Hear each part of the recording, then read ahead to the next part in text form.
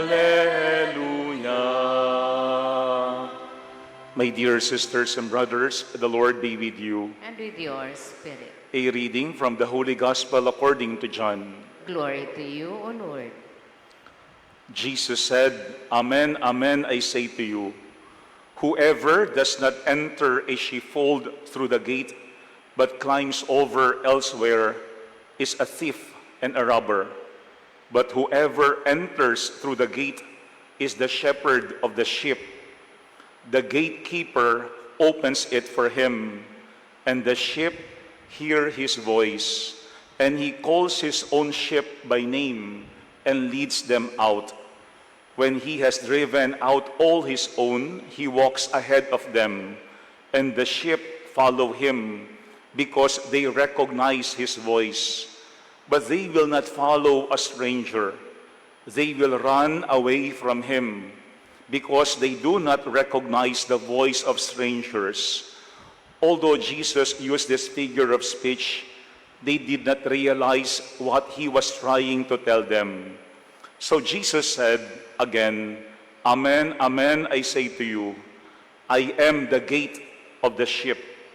All who come before me are thieves and robbers, but the sheep did not listen to them.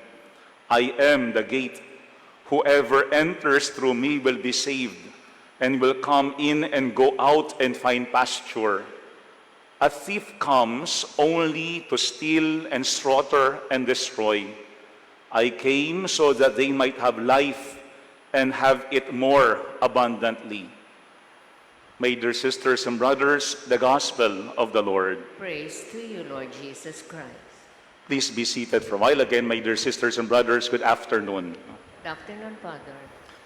For our reflection for today, I invite you to reflect on the word recognize. Three things about the word recognize in today's gospel. Number one, the gatekeeper recognizes the shepherd and opens the door for him. The gatekeeper recognizes the shepherd and opens the door for him. Alam natin how important the role of the gatekeeper is. Why? Because he is the one giving access to the sheep. That's why the gatekeeper has to discern who is the real shepherd. And he should not be deceived by thieves and robbers. And at the same time, the gatekeeper should not be a friend of the thief and the robber. Alam natin na kapag hindi maingat yung gatekeeper and he allows entry to anyone sa kanyang sheep, the sheep can be destroyed. The sheep can be attacked and can also be killed. Kaya napakahalaga yung role ng gatekeeper. Kasi lahat ay dadaan sa kanya para makapasok mismo sa kawan sa mga tupa. Kaya nga ang sabi ko, hindi pwedeng maging kaibigan ng gatekeeper yung mga magnanakaw. Kasi kapag pinapasok niya sa mismong kawan yung mga magnanakaw, sisirain, papatayin yung kanyang mga binabantayan at inaalaga ang tupa. Ito ang unang paalaala sa atin. Like the gatekeeper, let us always be discerning. Sino ba yung ating i-allow to enter our hearts and our lives? Because we cannot accept everyone. We cannot be open to all. Kasi kailangan ating tignan sino ba talaga ang mabuting pastol at sino din ba yung kaaway, sino rin ba yung mga magnanakaw. Sapagkat ang mahalaga ay masuri natin sino ba yung merong maayos at tapat na hangarin para sa atin. Kasi yung thief, yung robber, can pretend to be a shepherd also. The thief and the robber can mimic the voice of the shepherd, can even imitate the attire of the shepherd. Pero saan nakakatalo? Sa intent, sa heart. Because the shepherd has the heart for the sheep, but not the thief and the robber.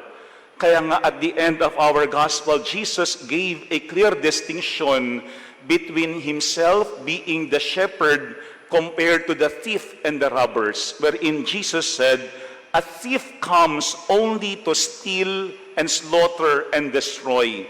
I came so that they might have life and have it more abundantly." Napakaliwanag ng pinakaiba ng pastol at ng magnanakaw. Yung pastol, ang kanyang hangad, kabutihan ng kanyang tupa, ng kanyang kawan.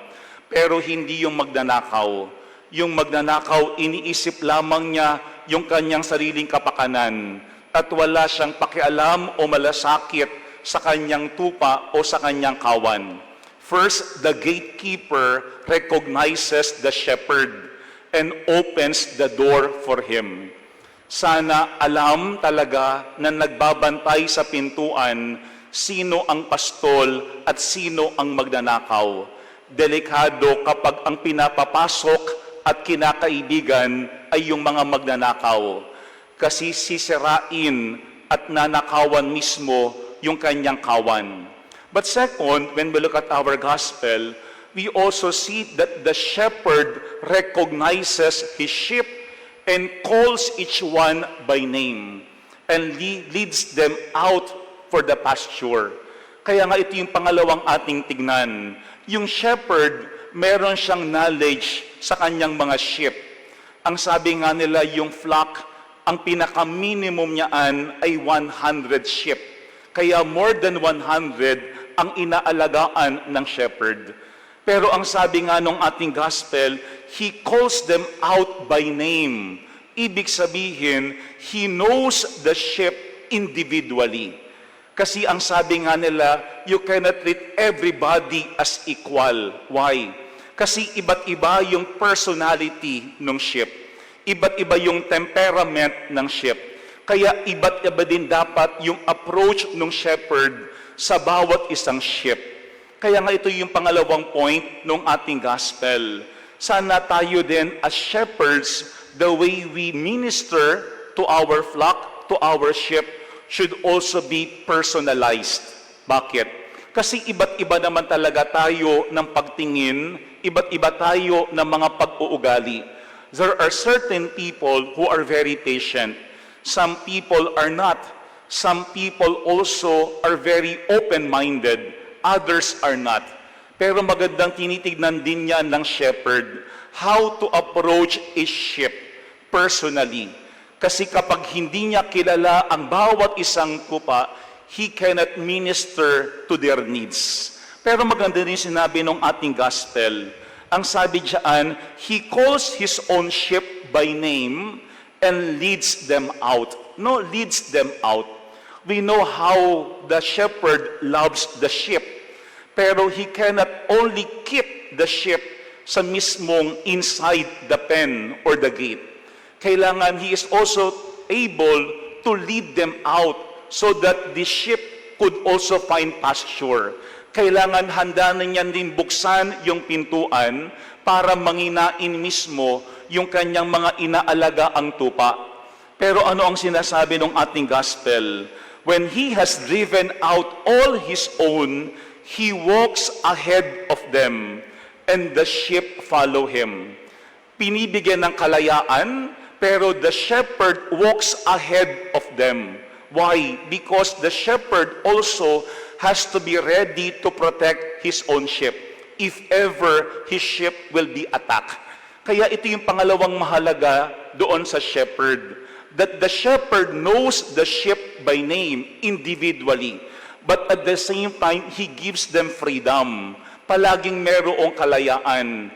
Kasi minsan baka ang problema natin, dahil sa ating sobrang pag-ibig, kinukulong lang natin yung ating mga tupa. Ayaw nating pakawalan. Ayaw nating hayaan na sila mismo ay maghanap ng pastulan. Kaya nga anong sinasabi ng ating gospel? Yes, we love our sheep, but we also have to give them freedom. But not all sheep will be mature enough to use their freedom well. Kaya nga maganda rin ating tignan na yung sheep or yung shepherd always has to look at the sheep. Binabantayan pa rin niya yung kanyang mga tupa. Kahit mayroong kalayaan, pero hindi nawawala dapat yung gabay. Sabi nga natin, sometimes we have to love them also from a distance. Hindi laging nakatutok, hindi laging sinasakal, kung hindi laging binibigyan ng kalayaan at ng tiwala yung pastol sa kanya mismong mga tupa. Second, when we look at our gospel, the shepherd knows the sheep each by his name, but at the same time, he leads them out because he also gives them freedom. Pero pangatlo at panghuli, when we look at our gospel, the sheep recognizes also the shepherd.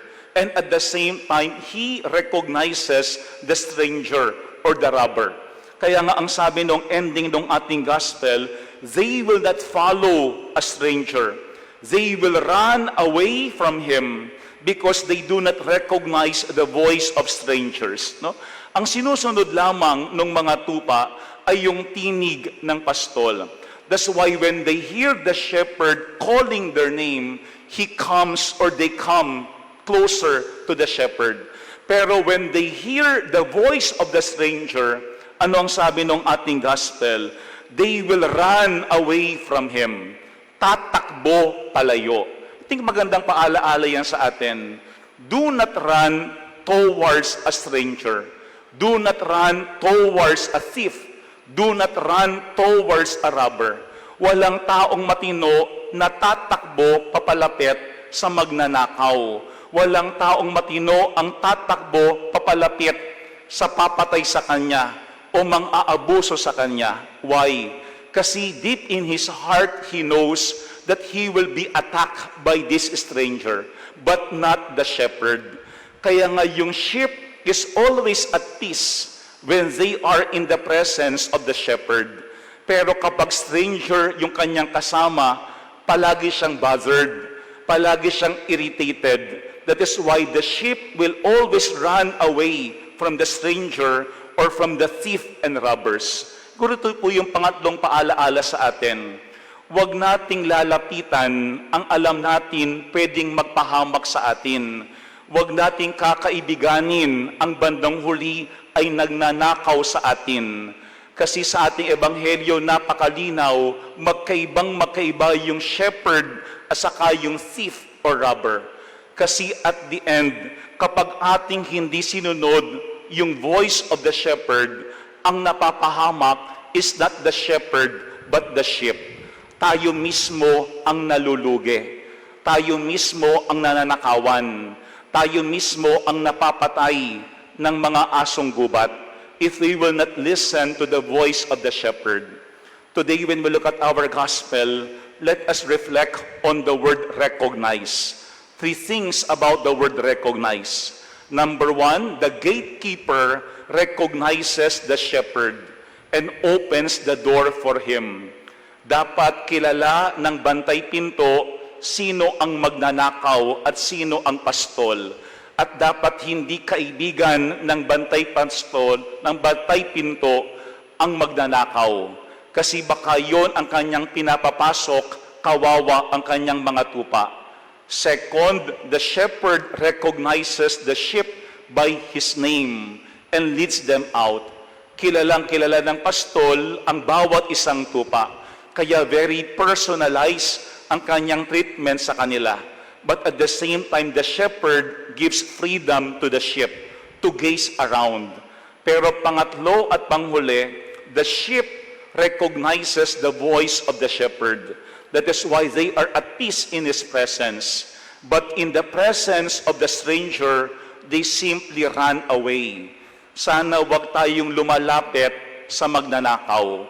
Wag tayong lumalapit sa kalaban ng pastol.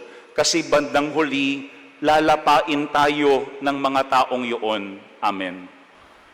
My dear friends, Jesus gave the clear distinction between the shepherd and the thief. He said, the thief comes to steal, destroy, and scatter. Steal, destroy, and scatter. But the shepherd comes to give us eternal life. We should be clear to know the distinction. The Lord be